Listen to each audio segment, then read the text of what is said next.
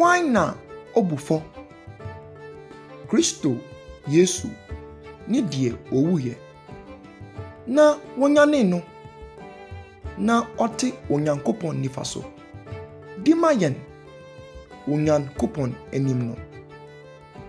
Enti afɔbuo inni hɔ ma wɔn a wɔwɔ Kristo Yesu mu. Sɛ obi wɔ Kristo mu a na ɔyɛ abɔdeɛ foforo na nneɛma dada nyinaa atwam ama nneɛma foforo aba. Amen.